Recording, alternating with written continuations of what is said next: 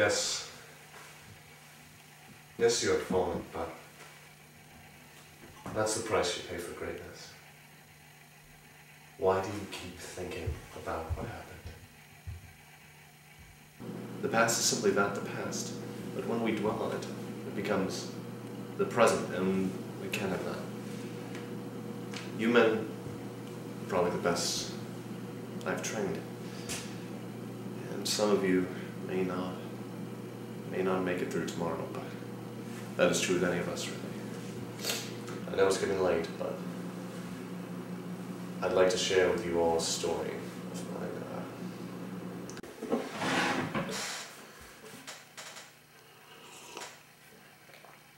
Right, where was I? Oh yeah. So we're at lunch, and we were talking about boat models, really, and how the Flying Dutchman really is completely implausible, really. Yeah, it really is. And I asked him about, naturally what his favourite sandwich is, because we're going to order, and I think he responds with, well, I don't really remember what I asked, but, and then he responds about, like, something to do with my political views, which is completely absurd, you know, because if anyone knew me well enough, they know I hate politics more than anything, really, yeah. Oh, right, get this.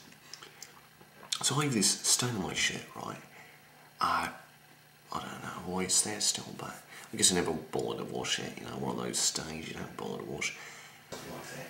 And he goes and asks me, hey, what's that in your shirt? And I said, what, does it offend you?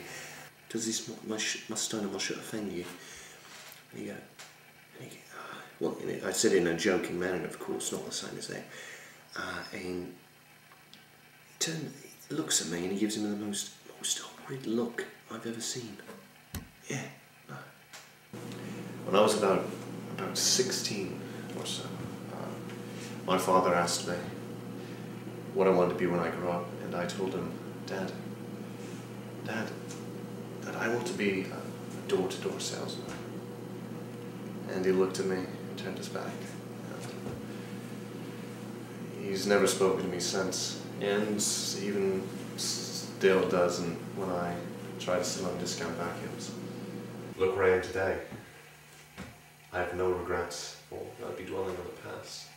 And I have the privilege I have the honor of training each of you boys into upstanding young citizens.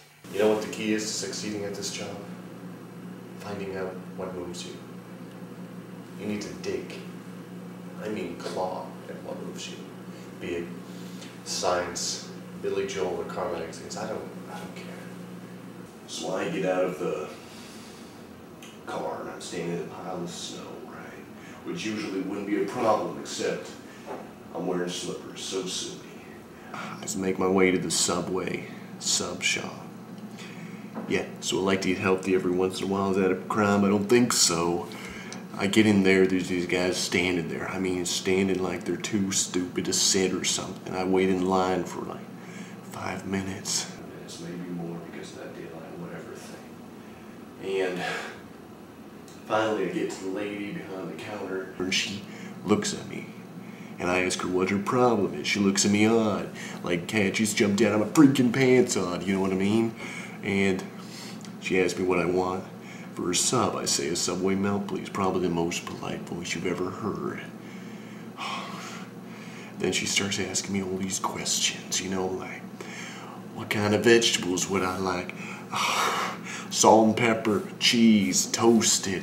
I mean, if I want to order a sub, I'll order a sub. I'm doing her job for her or something. Do I look like a sub-making lady? No, because I don't make subs, that's why.